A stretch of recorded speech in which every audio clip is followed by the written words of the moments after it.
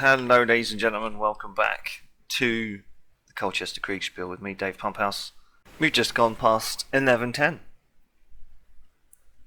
11:20's coming up, and yeah, the last turn players were jumping up and down saying, oh my god, what's happened? It was all going so well, and Fairfax has dodged I think 4 attempts on his life now. Will he dodge another? I'm not so sure.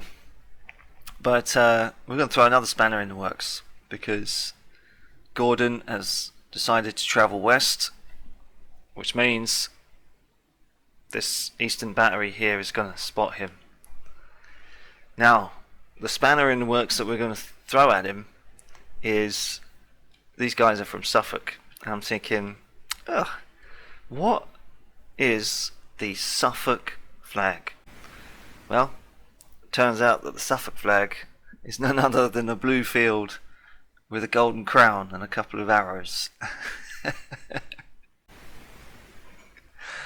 So that will be fun to see how people react and how the Eastern Battery will relay a message back to the Earl of Norwich and even maybe Charles Lucas to say, we've got a load of men marching past us and we're not sure who they're for, because I'm pretty sure that they think they're facing the entire parliamentarian army on this side. Honeywood, he's given some orders to move his HQ up, and he's going to drag some of the horses as well. Artillery's going to stay the same. He's also kind of said that to the Honeywood regiment to watch that bridge and see if it's still usable. But if it's not, then they'll retreat. But of course, because they didn't manage to blow it up, it's still going to be crossed. So another spanner in the works is coming down. Campion to Lisle is going to report that to him, but he's also going to swing by Earl of Norwich to tell him as well. We're not going to leave the Earl of Norwich out of that information. Capel's cavalry, the dragoons, have come closer in on the flanks. They're shooting at the bank, the side and the rear, and it's all hell. It was a bad move from Capel. He's done some fair moves with regards to troop management and making sure everyone else is organised, but that charge, it was ill-advised, sir. Ill-advised. He did try and roll up the Tower Regiment and come at them from the flanks. Again, all it would take is just a readjustment to try and get them. And of course, they're mindful of this cavalry sitting in Broomheath as well. Unfortunately, we haven't had any more orders from Delborough. I wonder what's happened. He was keen at the beginning, but we'll have to see. We'll have to see in the coming days whether he gets back to us. Royalist lines have fallen back. The question was whether Barkstead's regiment, number 5, was going to move forward. Hell, even if Barkstead number 2 was going to move forward, because if he did come in, Gascoigne and Hammond have been kind of sounded to retreat, but I kind of honestly think it would have to be on a dice roll to see if they managed it. So let's they've heard they have heard the retreat. It was going on. Let's be kind. Let's do a 1, 2, or 3. He stays. 4, 5, 6. He retreats. It's a 6. He does retreat, but not after getting another whack. Gascoigne, what's he going to do? He's going to retreat as well. Good horseman, good cavalryman all.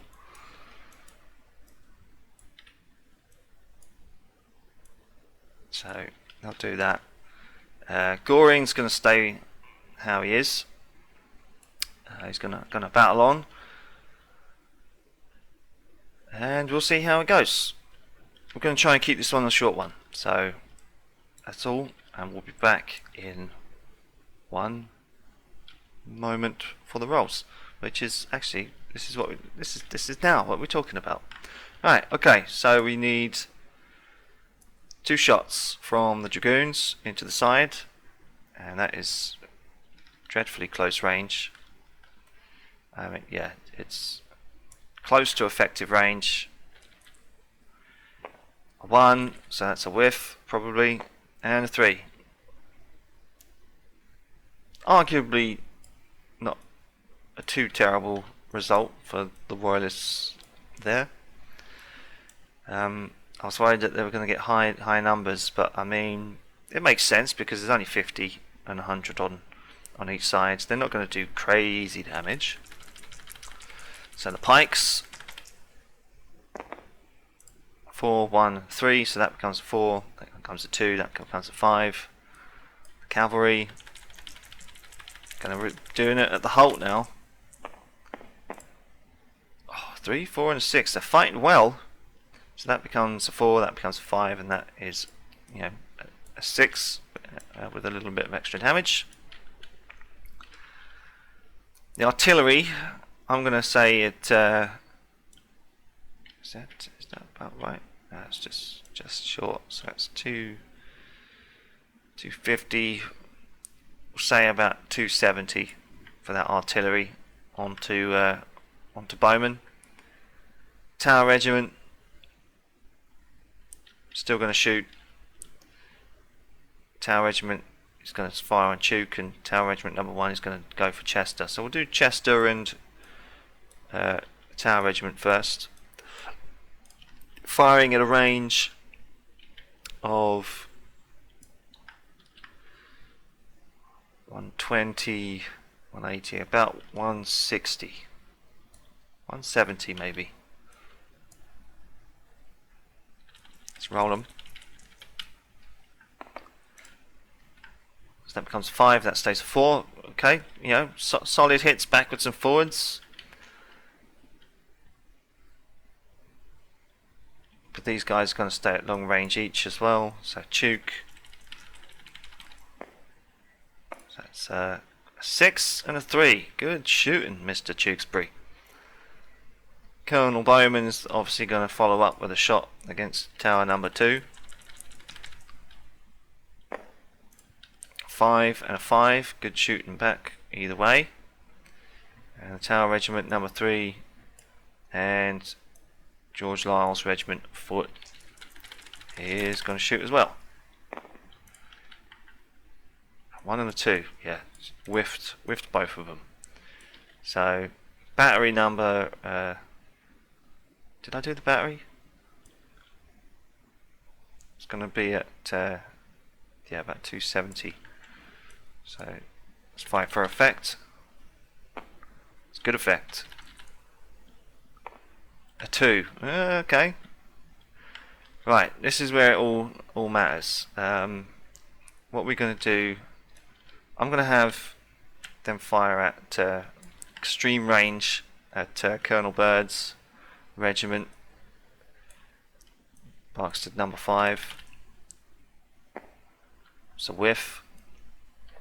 I'm going to have these guys turn in and shoot back.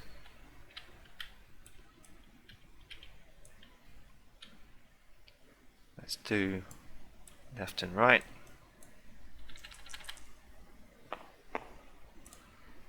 One and a 4, so yeah, a little bit of damage on Barksted number 5, but he's not going to advance to, after seeing all that.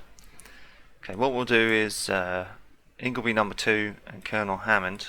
Now Colonel Hammond is going to be fighting at the halt now. 1 and a 1, so it's a bit of a whiff. No damage there. And then we'll say that Ingleby number 1, what's he going to do at close range? 3. Fair enough.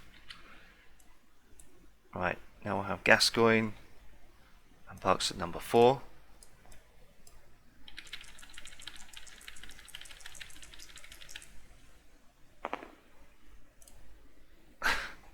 6 and a 1. I think Park said number 4 is it's all gone. But he is fighting at the hole. So, wow, okay. Well, that becomes even a 7, so they'll definitely be out of there. They'll be running. They'll be breaking.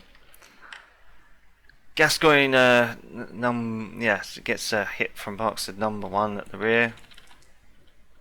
With a 5, comes a 6. Oof, great stuff. And then what we'll do is we'll have the cavalry, so Major Coleman,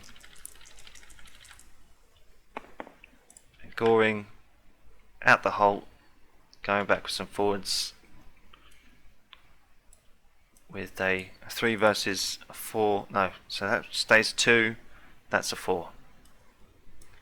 And then we'll have Parkstead number 3 hitting with a 2. That becomes a 3. So yeah, all along the watchtower there, and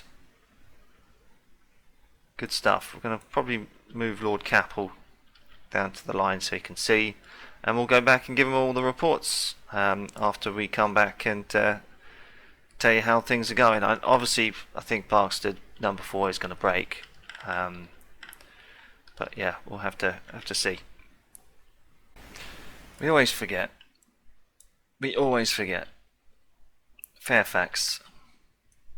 On a 5 or a 6, he's dead. On a 1, 2, 3, 4, he lives. He lives.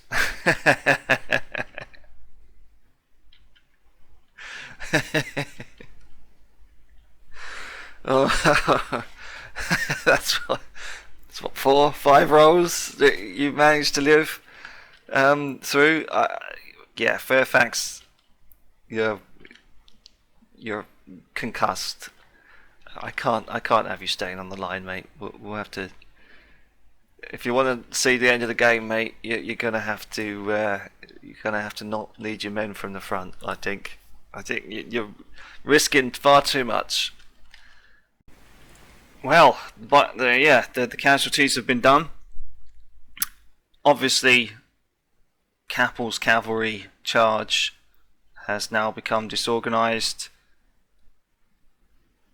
They have been given an order to retreat, but they are in serious trouble.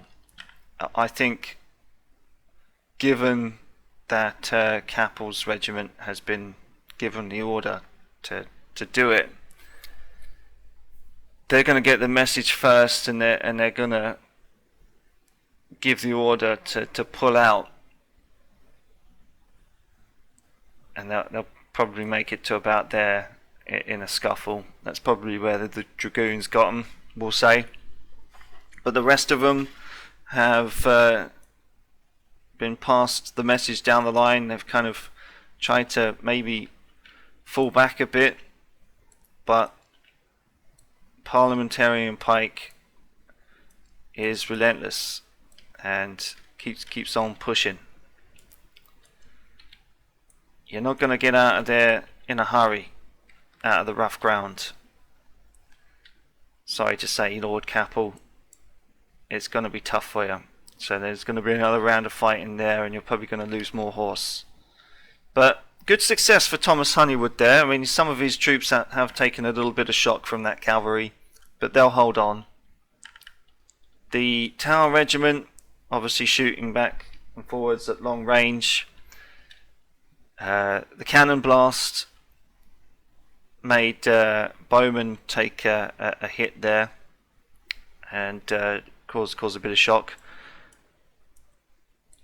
I totally forgot to do St Mary's Battery. St Mary's Battery will assist Chester against Tower Regiment number 1. We'll roll if it's a 1. Ooh, it nearly was. It's a 4. Good effect or bad effect? Good effect. Oh shit. Good effect with a 2. So let's just get our little meter stick. See what the range is. That is, I'm going to give it to him. I'm going to say 500 meters. A good effect with a damage of 2. We'll mark that down. and yeah, we'll be sure to. Hell, I think that's probably going to knock probably a shock on them as well. I can pretty much guarantee it with the loss of 10 to 15 men.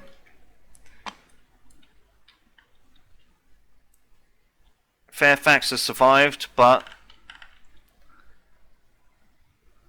Ingleby number 2 and Barkstead number 4 have become disorganised and are running down the road. They are fleeing from the action. They might get to the road to the hundreds here on the opposite ridge. Some sergeants might pull them together and reorganise into some kind of mixed demi-brigade unit. They have the men to do it, but they're knackered. So it's 4 regiments versus 4 regiments apiece now on this front. You know what? I forgot the artillery. I forgot about the Royalist artillery. Jesus. Right. They're going to fire. Good effect or bad effect? Good effect. With the 2. They're going to do it on Barkstead number 5 here. What's the range on them? What? 250, 260. We'll mark that down too. So yeah, Barkstead is going to have to maybe reform the line and either push the attack or see what he wants to do.